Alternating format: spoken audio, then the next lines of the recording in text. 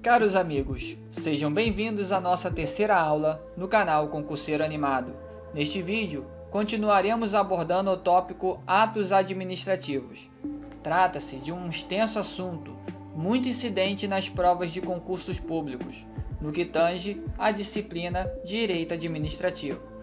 Neste vídeo, iniciaremos o assunto Vício nos elementos de formação dos atos administrativos, ou simplesmente vício dos atos administrativos.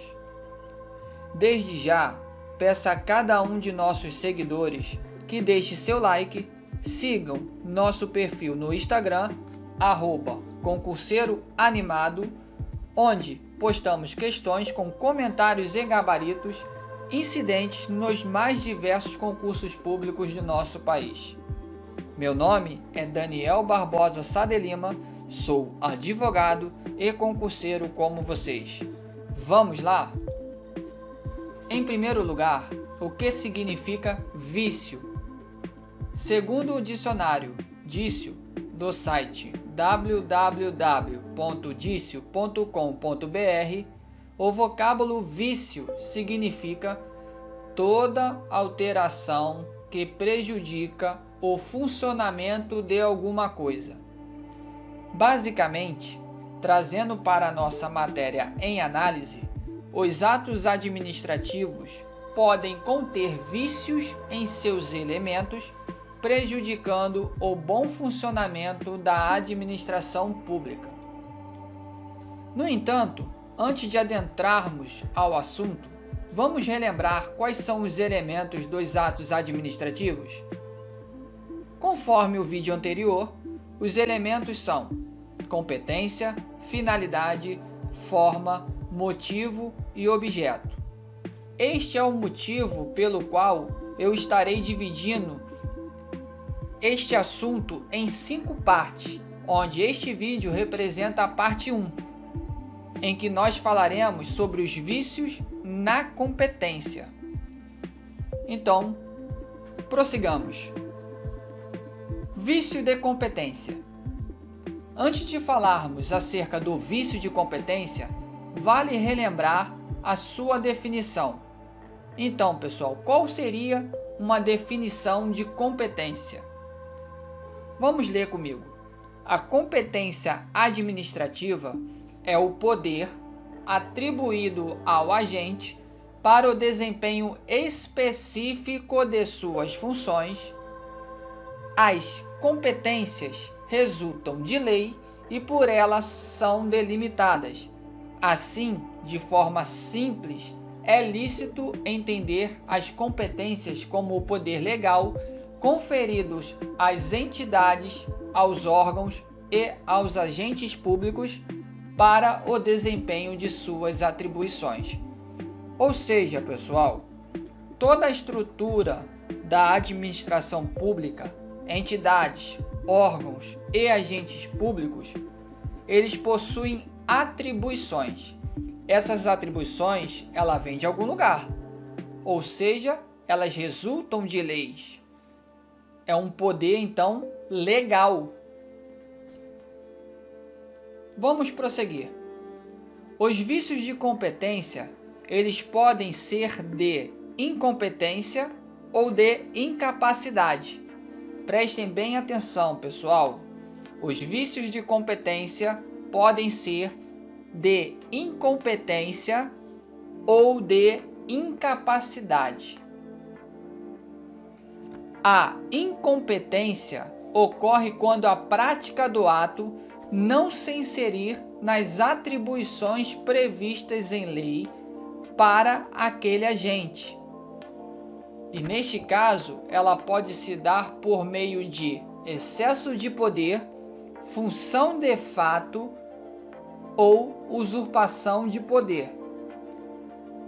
Por outro lado, quando o vício de competência ele é decorrente da incapacidade, significa dizer que é quando o agente possui a competência legal para exercer as atribuições, mas não poderá exercê-la em virtude de impedimentos e suspeições. Agora vamos analisar com mais detalhes.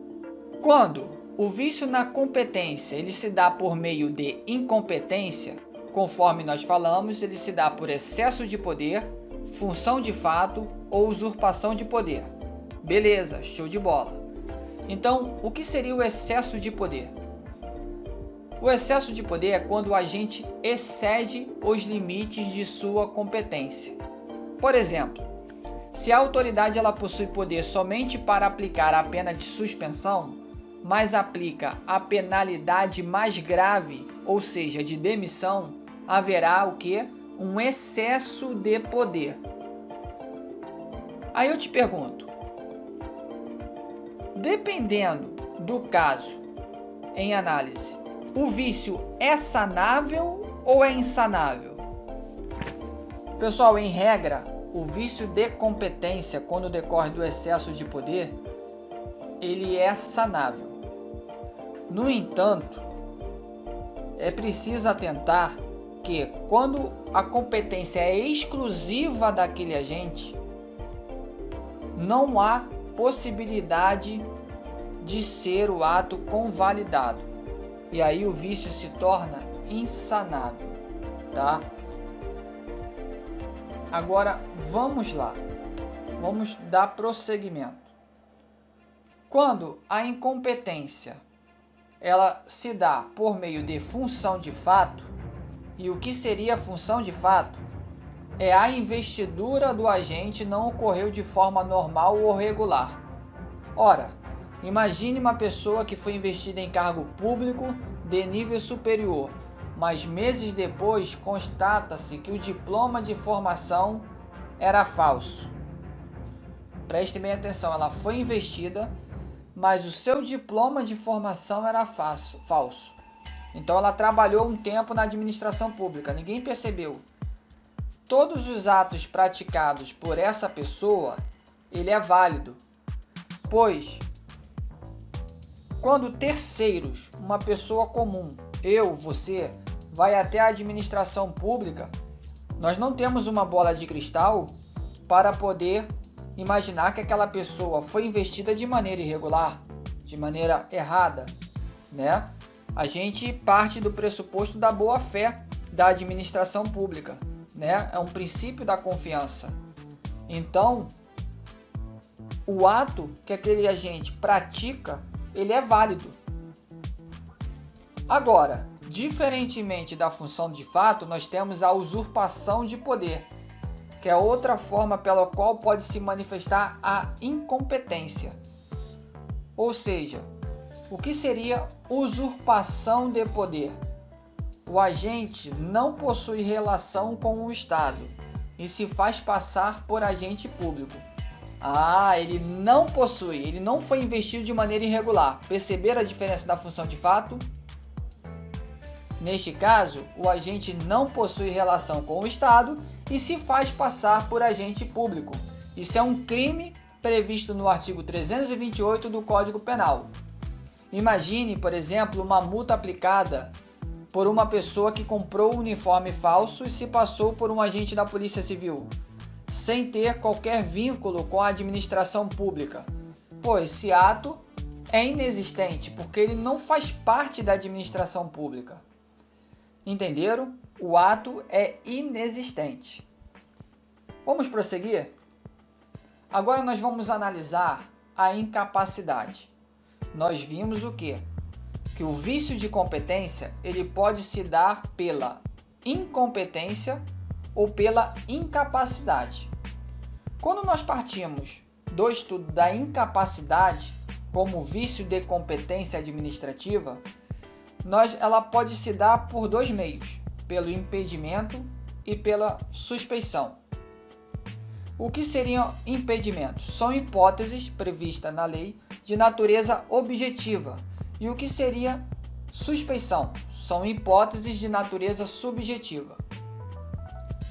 Quando ocorre um motivo de impedimento, como por exemplo, o agente público tem um interesse direto na matéria ou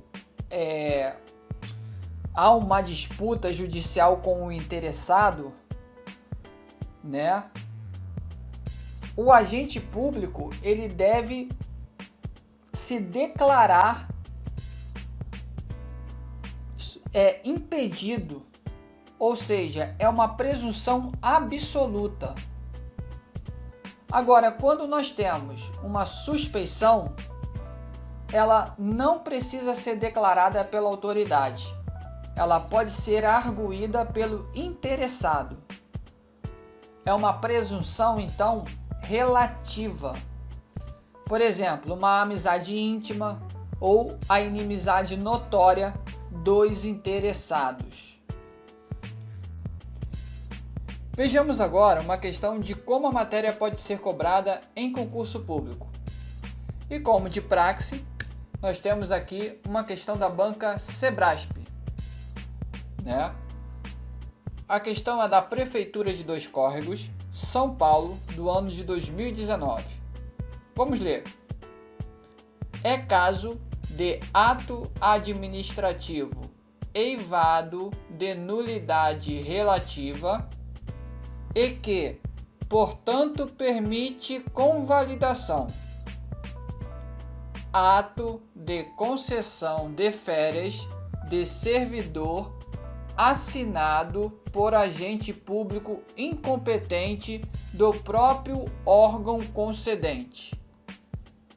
Certo ou errado? Pessoal, pelo que estudamos, né, trata-se de uma questão que vai adentrar sobre o vício de competência. É claro, né, eu não iria trazer um vício sobre outro elemento, até porque a nossa aula de hoje é sobre a competência. Beleza.